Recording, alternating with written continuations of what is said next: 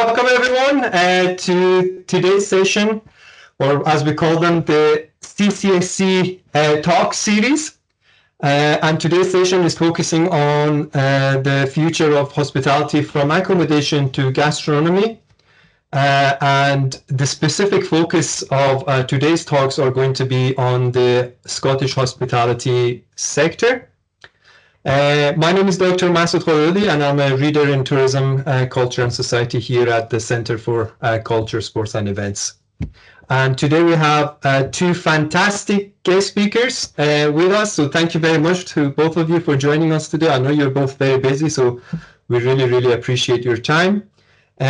So first we have Mrs. Fiona Campbell, who's a very dear friend of mine and a fellow judge on Scotland's Greatest Escape in the past series. And we've been working very closely together on a number of research outputs, and I personally have very much enjoyed working with Fiona over the past few years. Fiona is the Chief Executive of the Association of Scotland's Self-Caterers, and has over 20 years of experience across tourism, hospitality and self-catering sectors. And she's won many awards as well for her excellent work supporting the hospitality and tourism sectors in Scotland. So Fiona today will discuss the evolving landscape of Scotland's hospitality sector and focusing on some of the challenges and opportunities with a specific emphasis on the self-catering accommodation in Scotland. And our second speaker is Dr. Gavin Urie, who is a lecturer in hospitality management and within the business school at Edinburgh Napier University, and he has extensive expertise and research focusing on food and beverage management, accommodation management, sustainability and experience design within the hospitality provision. So I think the two sessions, or our two speakers, very much complement each other very well, one coming from the industry and the other from academia, and that very much demonstrates that kind of the bridge between theory and practice. So I think that would make hopefully today's session very interesting for our audience. And Dr. Urie will focus as part of his session on the growing prominence of Scottish gastronomy, and which is positioning Scotland as a global culinary destination. So I hope that you enjoyed today's session, and without further ado, I will just pass on the imaginary microphone to Fiona, who will start her talk on the accommodation aspect of the Scottish hospitality. Thanks very much, Fiona. Thank you, Masoud. And indeed, I have very much enjoyed writing some papers with Masoud over the last 6 or 7 months. It's been brilliant, actually starting to become more involved in the academia side of things, having spent obviously 20 years running a self-catering business. And then for the last 10 years, I have been the chief exec of the ASSC. Thanks so much indeed for having me as part of this CCSE Talks. It's an absolute pleasure to be with you and to contribute to what is a really important conversation about the future of hospitality from accommodation to good gastronomy. I can't really talk about gastronomy, so Gavin, over to you on that one, but I can definitely talk to you about accommodation. And I want to use our time together today to explore what I think is one of the most critical junctions in hospitality industry in Scotland that has faced for decades. We're specifically looking at self-catering because that's my expertise, but obviously it also reflects across the whole tourism industry. But self-catering is often an under-recognised but economically vital part of our tourism landscape. And we're going to look at how regulation and resilience and innovation are essentially shaping its future. I'm drawing information from both my lived industry insight and also what's going on legally and in terms of policy developments. And hopefully we can look at where we are, what challenges we're still facing, and how we might collectively shape a more sustainable and fair hospitality environment for the future.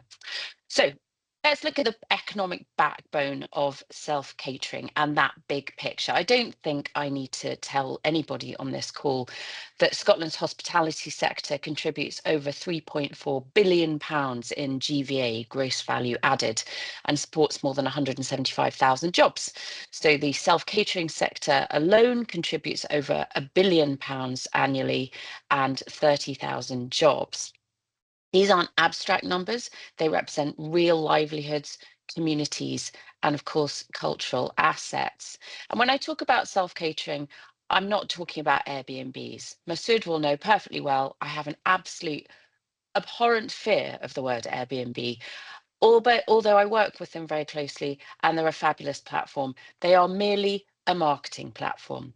The self-catering sector has been around and resilient and fabulous for decades and decades. So we've got to remember that.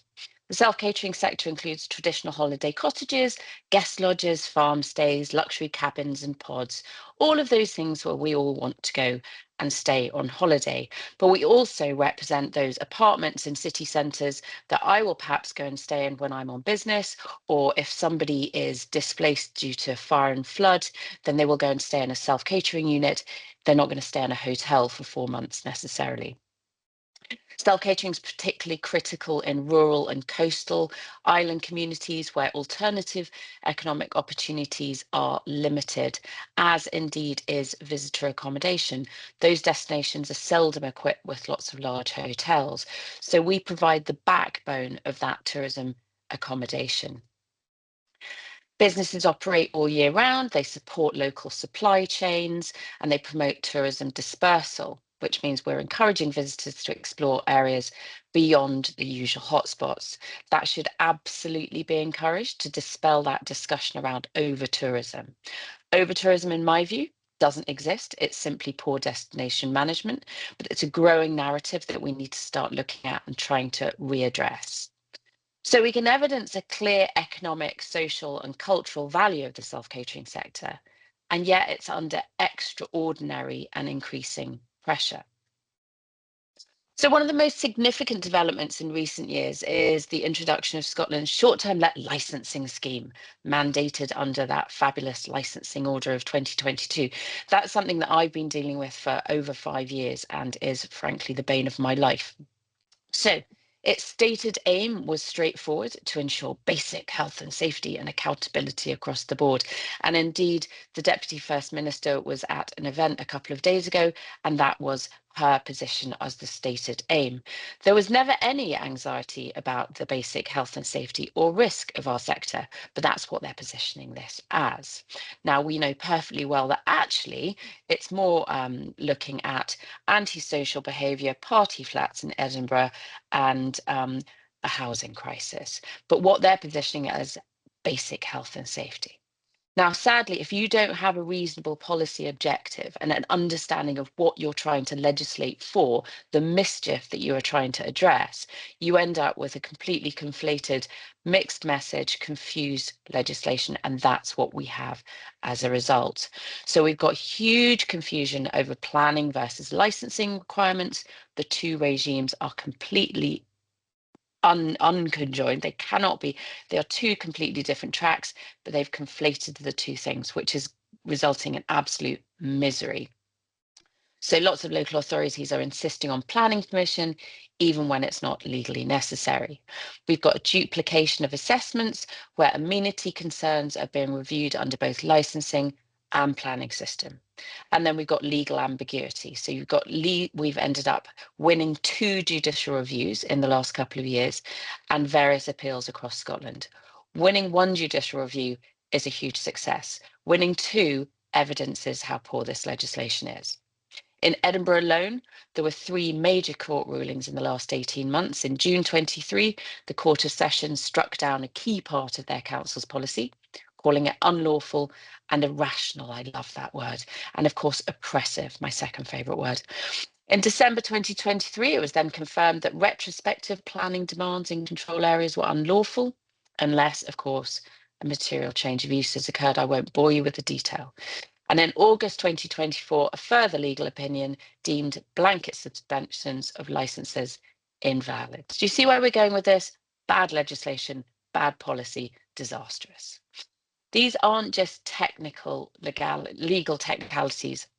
They speak to a deeper issue, an emerging unknowable law where even legal experts struggle to predict outcomes. So if you say to me, I'm opening a self-catering business, do I need planning permission? I will say to you, I have no idea. If you go to the highest planning lawyer in the land, he will say exactly the same. That's not okay. So if we just take a moment and humanise this, the ASSC, the Association of Scotland Self-Caterers, represents over 1,700 members and tens of thousands of properties. There are overwhelmingly small independent operators. 70% of our members are women. 60% of those are over 50. So, these are people that, what do you want them to do? The self-catering sector, if you have a self-catering business, it enables you to do other things. So say you've got children, elderly parents, you can combine doing all of those things and still have a fabulous income. 55% of these businesses manage just one property. So we're not talking about faceless landlords. They're often local residents running their business from their own home, which is exactly what I've been doing for 22 years. They host returning guests, they provide emergency housing, and they generate, more importantly, footfall for cafes, for restaurants, for distilleries, for heritage sites, for all of those good things that make up our tourism industry. And yet, because of this legislation, 15% of our membership has evaporated. They have exited the sector since licensing was introduced. That's the reality, 15%. 82% have reported severe financial harm, and 89% have reported mental health distress, citing stress, uncertainty, and bureaucracy. And in early 2024, 61% reported occupancy rates below 25%. This is not okay. This is not a sustainable, resilient position to be working within. And then, of course, the UK government has just introduced the abolition of the furnished holiday let taxation regime, which has further shaken confidence. And then, of course, the Scottish government is introducing a visitor levy, a new percentage-based tourist tax, which we have evidenced is going to cause mayhem and is going to be hugely negative and damaging to Scotland's tourism economy. So we are working really closely with the Scottish government and stakeholders to give them solutions for that. I've been drafting legally robust policies in order to change that over the last few days, and we are presenting them to the Scottish government as we speak. But right now, the position is not sustainable. But of course, despite all of this, I do remain hopeful because in challenge, there's always opportunity. Scotland's hospitality sector is incredibly resilient and adaptable. We saw that during COVID. 3 key areas give me particular optimism. Sustainable tourism, massive growing demand for environmentally conscious travel, eco-lodges, glamping sites, to businesses integrating solar power, EV charging, and the circular economy principles. So operators who invest in sustainability, they're not just doing the right thing, they're gaining a competitive edge and positioning them against their competitors as at an advantage. Then, of course, you've got experiential and localized travel. We're seeing travelers increasingly seek connection to people, to place, to culture. That includes whisky trails, agritourism. I'm a director of Scottish Agritourism, an amazing sector to be a part of. Food experiences. People want to see that farm to plate experience. And then, of course, off the beaten track adventures. So self-catering, again, is uniquely positioned to support that kind of slow, immersive tourism. And of course, we're looking at digital transformation. So we've got AI-driven booking platforms, we've got smart locks, we've got automated guest communication. All of these tools are improving guest experience while reducing admin overhead, cost, etc. And even small operators can now provide a big brand experience with a local personal touch. So we're also seeing emerging models for year-round tourism, wellness retreats, digital nomad packages, if only policy would support that, and long-term winter lets for remote workers. So there are huge opportunities, and I think it's really important that we harness those. I speak a lot about the negative impact of legislation and the policy background that is not enabling us, it is disabling us. But we need to seize these opportunities, and we need to encourage the Scottish Government to make sure that the regulatory and policy environments do enable and not disable. So what do we need, essentially? We need clear legal boundaries between licensing and planning. We need targeted reform, including a distinct planning use class order for short-term lets or secondary lets. We need suspension of enforcement until legal consistency is achieved. We need the restoration of furnished holiday let taxation relief, but I don't think I'm going to hold my breath for that. We need to support our operators that are genuinely facing a mental health crisis, and we need to invest in digital and transport infrastructure, especially in rural areas. Above all, what we really need is genuine collaboration between government, local authorities, industry groups, legal experts, and of course, academia. We need a collective and considered voice to ensure a sustainable future for our sector and the wider tourism and hospitality sectors. So I would suggest that Scotland's hospitality sector is at a crossroads. Regulation is needed. Reform doesn't need to take away policy or legislation. It needs to amend it to make sure it's fair, proportionate, and more importantly, enforceable. And without that balance, we're going to risk undermining not just individual businesses, but entire visitor economies. And that is what I constantly say to our policymakers. We need to be really, really careful. This is a very dangerous game. The self-catering sector has been a cornerstone of Scotland's tourism sector success for decades, and it deserves thoughtful policy, legal clarity, and investment in its future. So I will leave you with this question. How can we, as policymakers, academics, and industry leaders, co-create a hospitality sector that's both economically resilient and also socially responsible? I'm going to end there and hand back to you, Masood. Thank you, Fiona. That was excellent. And I can be biased because obviously we've been working on this topic together. But I think you raised a number of very, very important issues. I've been taking notes, and I don't want to take too much time. But some of the things you said around the importance of the self-catering sector to the Scottish economy, I think that is really, really important to take that into consideration. The fact that, when we're talking about self-catering, we're not just talking about Airbnb. There are a lot of these businesses are community embedded, and they're integral part of the community. So it's really important to consider that over-tourism is about mismanagement. It's about mismanagement of destinations. So it's about how can we maximize the benefits and minimize the impacts.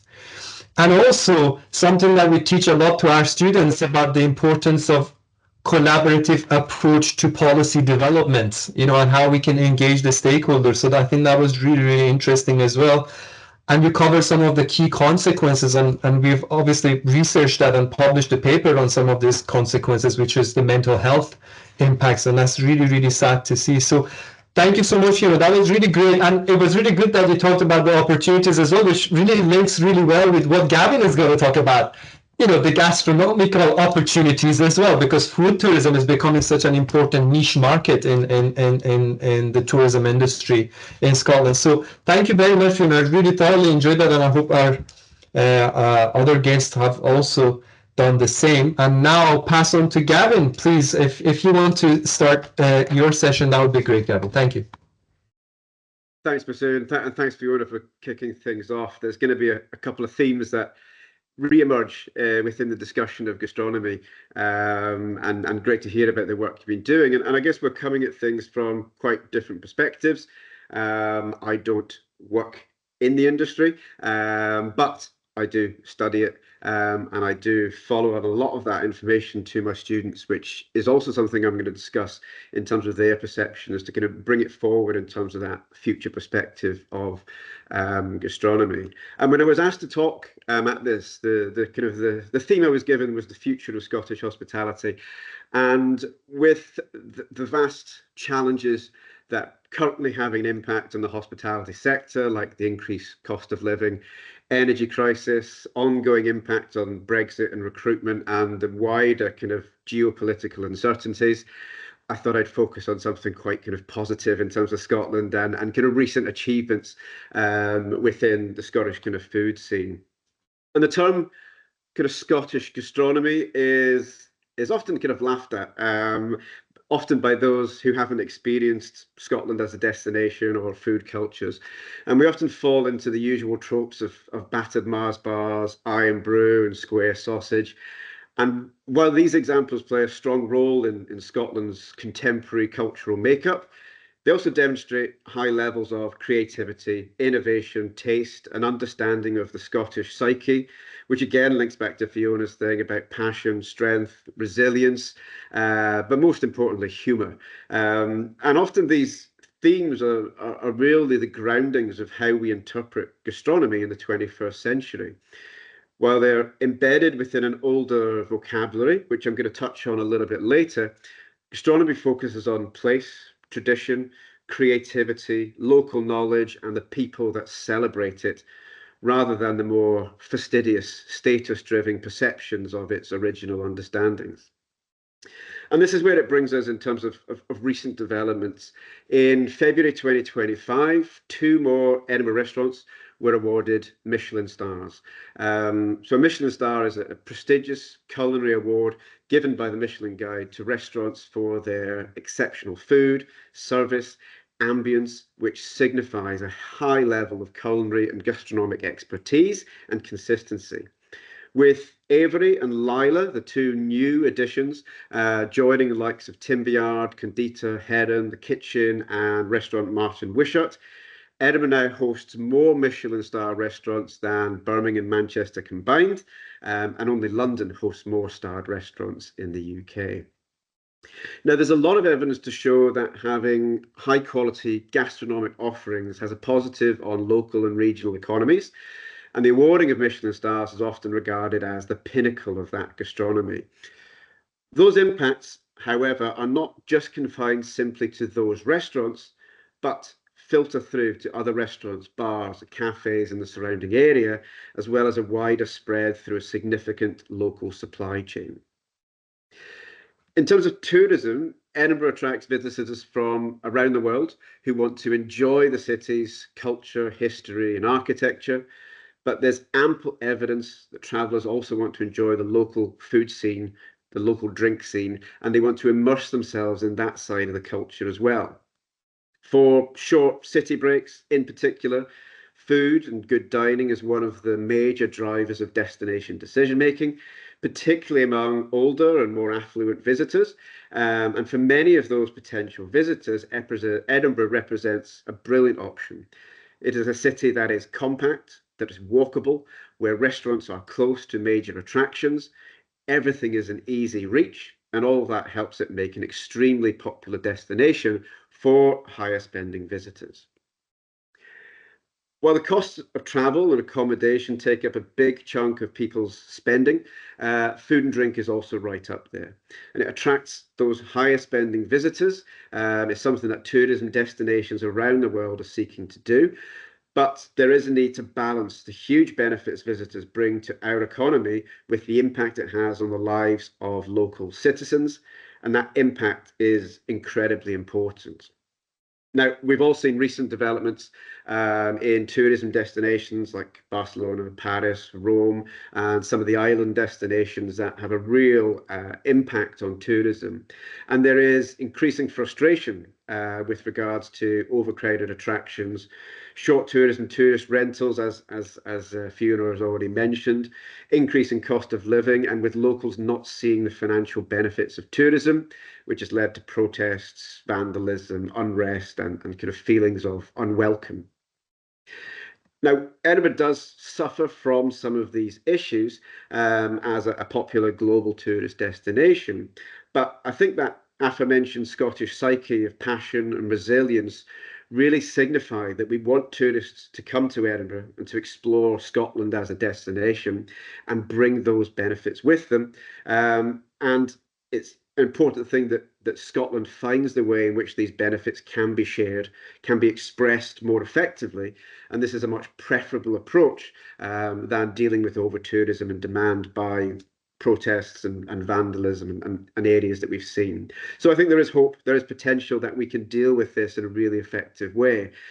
And within this scene of gastronomy and these accolades that are huge achievements within food and service, the status and expertise come at a high price for consumers, but the potential trickle-down effect has seen a growing interest in food, in storytelling, in celebrating a Scottish identity through what we grow, what we eat, and what we share around the globe. The Scottish larder, as we call this kind of idea of all the food and growth that we have in Scotland, is arguably one of the best and most natural in the world, and boasts a wealth of wild, natural foods, including seafood, freshwater fish, game, venison, fungi, berries, honey, edible plants, all of these things. And this has developed a huge growth of interest in reconnecting people with local food traditions, stories, and produce.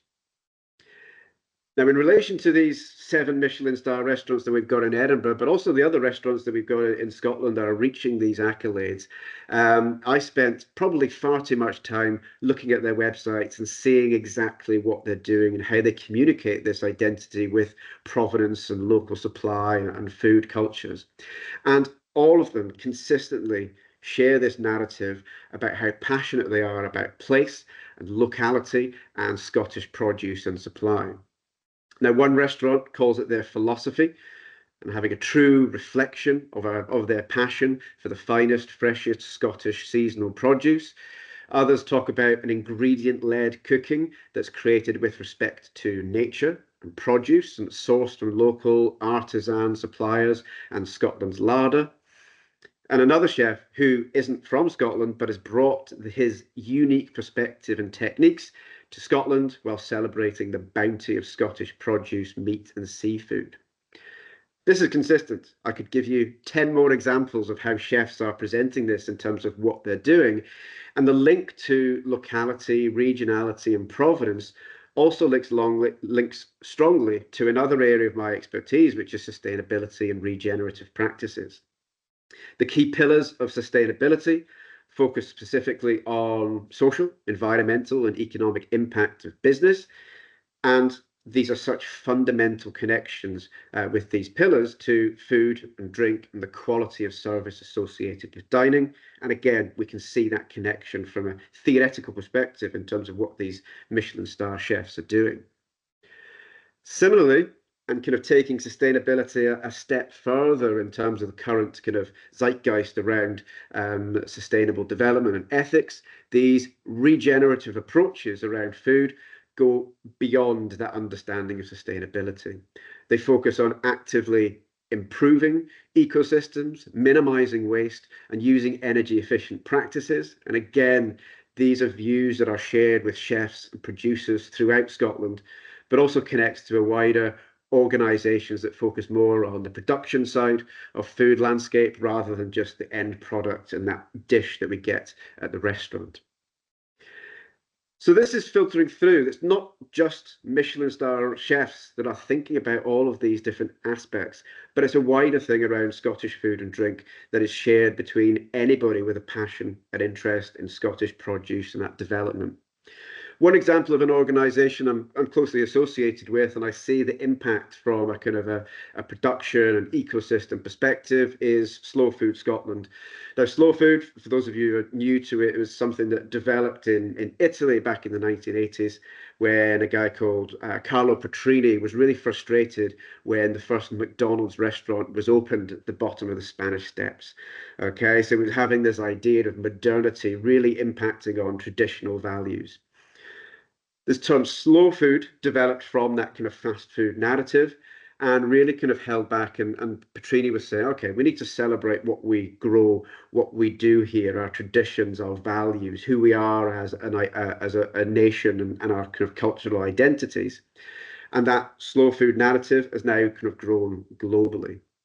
Slow Food Scotland, we've got 3 convivia. We've got Glasgow, Edinburgh, and Aberdeen, and we're hoping to develop that further in terms of more rural areas in Scotland. But it is a theme that is shared amongst a number of producers and restaurants throughout Scotland.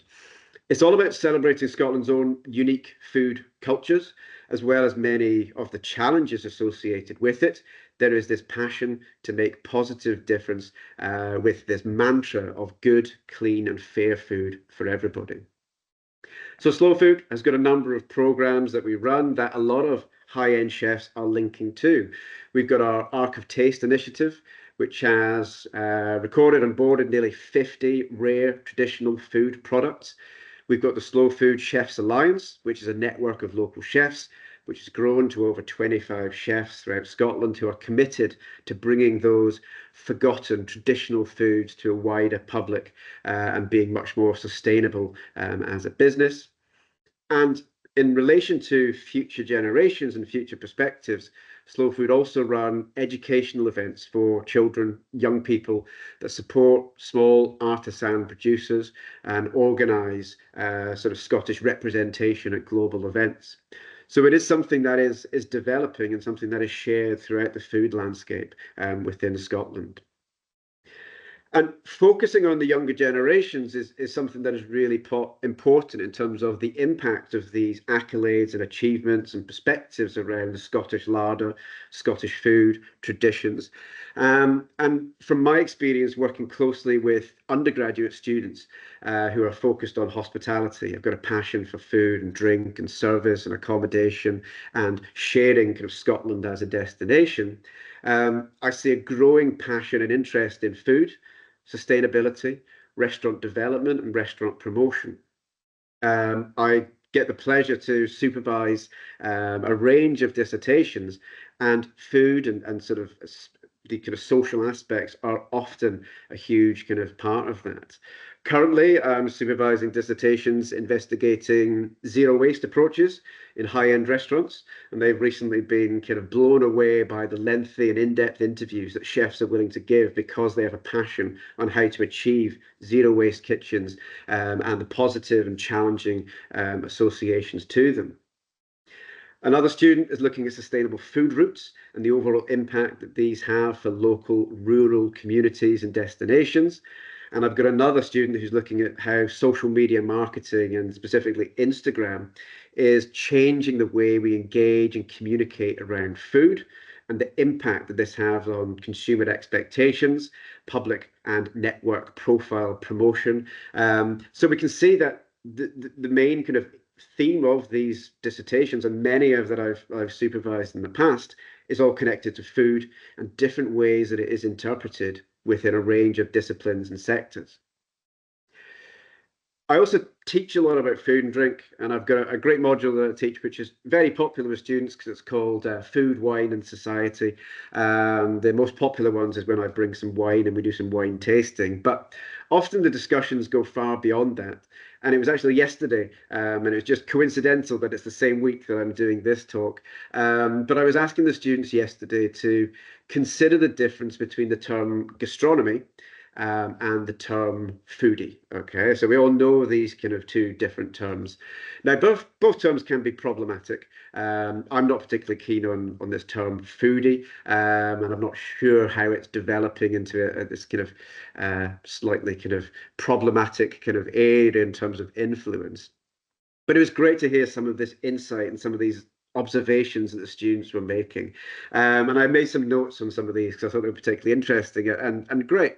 Gastronomy, some of the students say it's a bit posh, it's expensive, and one nice term, they say it's for older people like my parents, which again, we can see this understanding, we can see this perception of how this term gastronomy is still linked to status, to affluence, and to almost an unreachable experience by younger generations.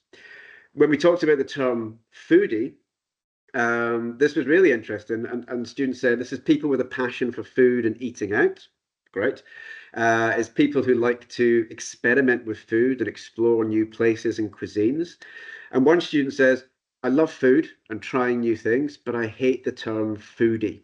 It's too linked to social media and being seen in places rather than appreciating the food that they're eating. And I think this really kind of resonates. And also this is something that is not just experienced by young people, but a wider generational perspective about how food is kind of identified as this thing that we take a photo of first before and share it with our network before we even get round to kind of tasting it or eating it. So it is changing that kind of development. One student kind of reflected on this, and he said that gastronomy is everything connected to a meal or type of food, and it's more like a science and takes every stage into consideration. And this links really strongly with this idea of those Michelin star restaurants, that slow perspective, the link to culture, identity, tradition, and storytelling. And this was something that came through really kind of strongly in terms of these discussions about this phrase of gastronomy and this idea of foodies.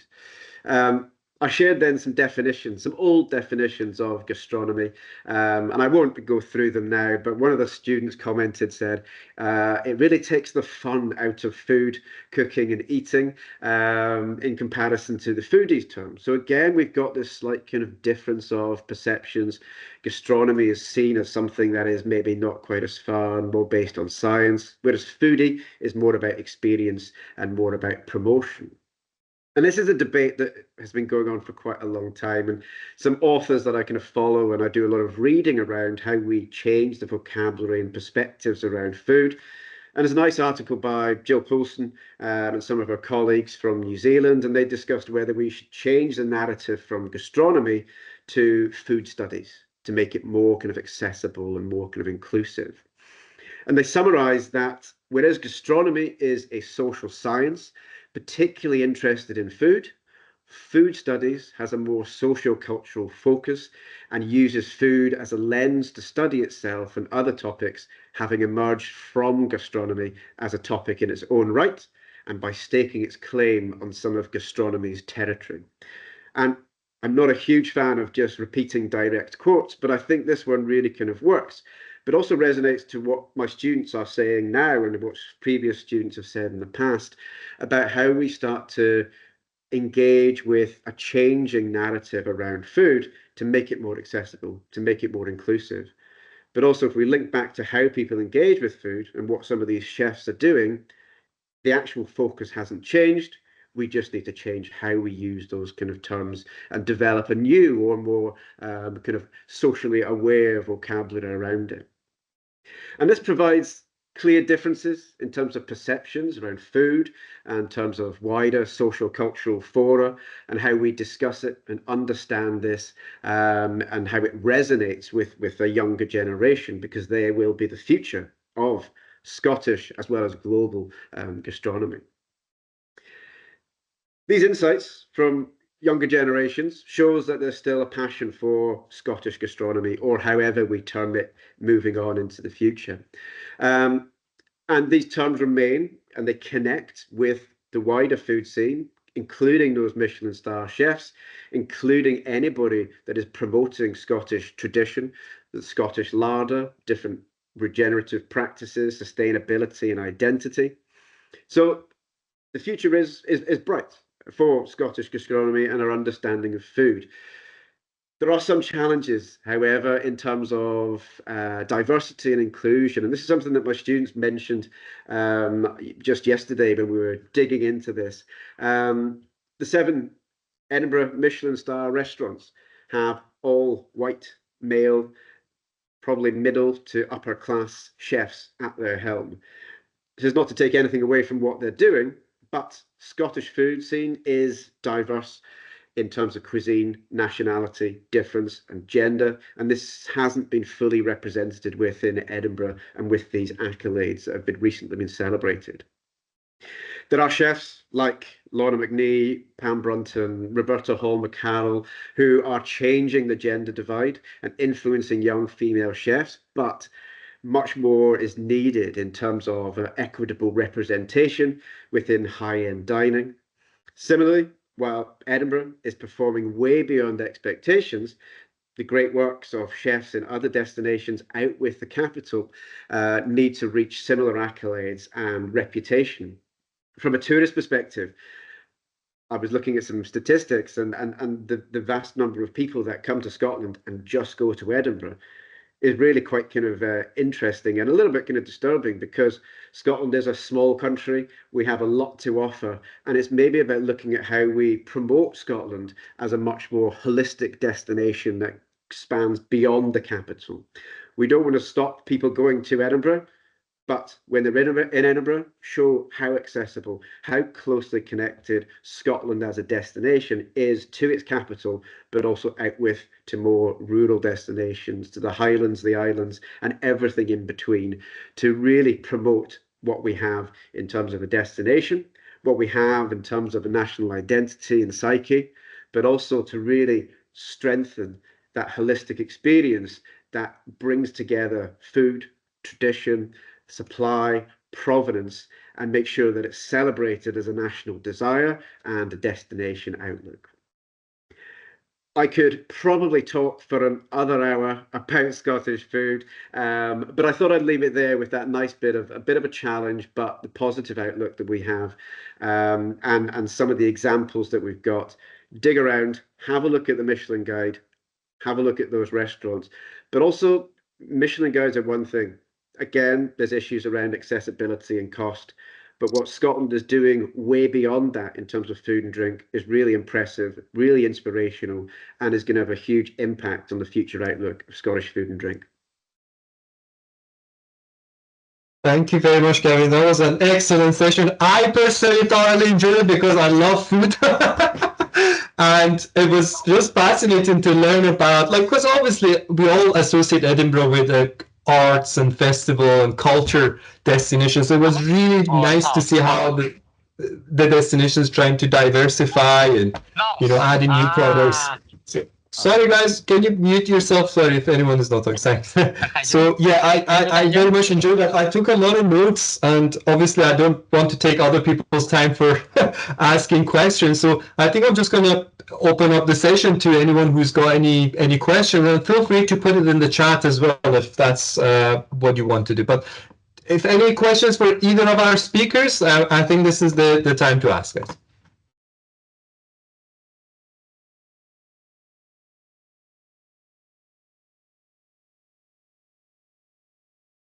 We can't possibly have been that comprehensive, but Gavin, that was fascinating. Thank you so much.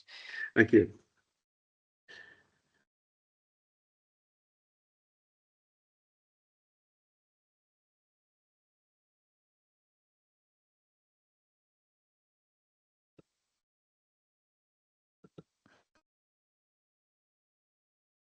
Yeah. Thanks to both the speakers. I have a question for Fiona. So Fiona, how far along are you in working with both Edinburgh City Council and Scottish Government in terms of trying to get a change to this sort of trajectory that they seem to be on of imposing both the licensing and the visitor levy, and the difficulties? Because I'm hearing it's like a 95% rejection rate for licensing. Is that correct, or is that not the case?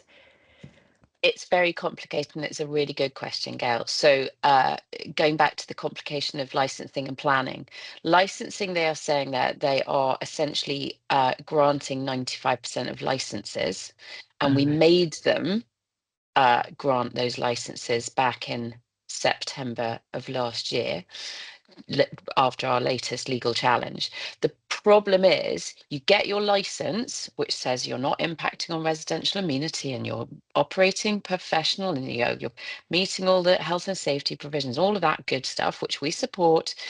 And then they're sending you an enforcement letter through planning. And then when you go to planning, 98% are getting rejected.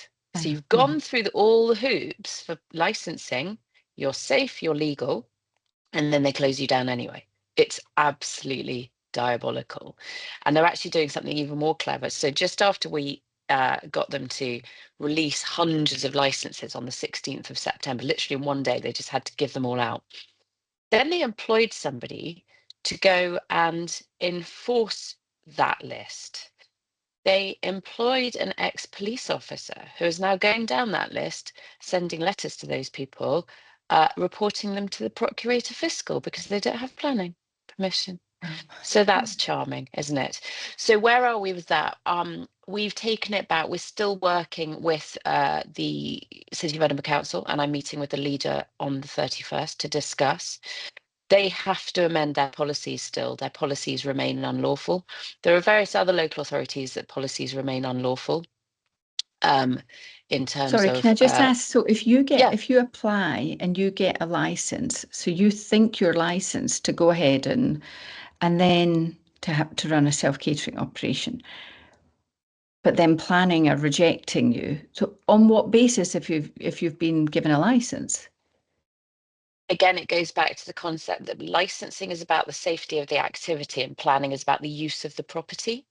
So they will say in Edinburgh that there has been a material change of use. Of course, there isn't a definition for what a material change of use is. That would be far too simple. So essentially, they are saying, yes, you can do it on the basis of health and safety, but you can't do it because there's been a material change of use. But the difficulty is when that goes to appeal, right? It's like head in hands, poor chap knows far too much about this. When it goes to appeal, it goes to Scottish ministers' reporters. And one reporter will say, this flat, it's not a material change of use. Another reporter will take an identical flat with identical use of the property and say it is a material change of use. So there's no consistency whatsoever. Yeah, exactly, Gail. I'm exhausted. So the deal is that's why we're fighting for a new use class order, which would essentially put us all in one bucket. Anybody coming into the sector would have to ask permission before they start, but everybody else will be safe. Because right now, if we don't get some clarity and consistency across Scotland, every single self-catering operator across the whole of the country is potentially acting unlawfully on the basis of what's going on in Edinburgh. So it is entirely unsustainable to continue with this. So I'm working really hard with City of Edinburgh Council to try and get them back on track, working really hard with Scottish ministers to try and get this new use class order, and we are changing the guidance so that policies will be more fit for purpose. And in terms of the visitor levy, this weekend, I worked up proposals to completely flip the methodology from a percentage rate to a flat rate, also to flip the liability from the operator to the guest via payment via a QR code, which would be a world-leading digital first system, which would be amazing. There are all sorts of other proposals that I've been working up, which would make the scheme much more equitable, fairer, legally sound, workable, enforceable, all of those good things. So it'd be really great as the Scottish ministers took those on board and went, yes, great idea. And then I could maybe get some sleep. You're doing really well in that. I mean, it seems, when you travel in Europe or North America, there's a visitor levy, but it's like a tiny amount, and it has a limit as well. So where for ours to be a percentage of what you've paid, that's an enormous amount to the cost and really must influence people's travel. And like, why would we run down our own, visitor economy with such a high levy on the percentage basis? Gail, if only you were writing the legislation. You're absolutely right. And when people say, and you go out into the street, and I do this all the time, you go into the street and you say, do you realise that with this visitor levy coming in, you will be paying it? So Gail, you are going to stay in the Highlands. You'll be paying the visitor levy. This is not like any other international tourist tax. People say to me all the time, but they have tourist tax everywhere. You can go and stay in Italy and you just pay a very small tourist tax. Fine. Italy doesn't have a 20% VAT rate. No, And I know, Italy that's the other thing. doesn't charge its international nationals. Its nationals. We don't want to be paying when we go on holiday or when I go on business in the same country. I mean, that's inequitable. We're already paying tourist tax, etc., etc. So this is completely unlike any other scheme across the whole of the world. So we are that's a desperately good trying point to get about, this back on track. Especially for staycations and stuff like that. So locally, if you're a UK national, we're already paid tax on our income, our earnings. Then we're paying VAT. Then we're renting a property. Then to pay a visitor levy. I mean, just beggars Madness. belief. It's madness. But the terrifying thing Sorry, is I'm taking up all the just time. You probably have other questions.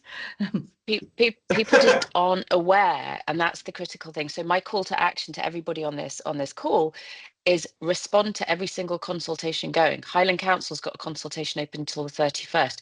You will potentially be a visitor to Highland Council. Please respond to the consultation and say you don't want it.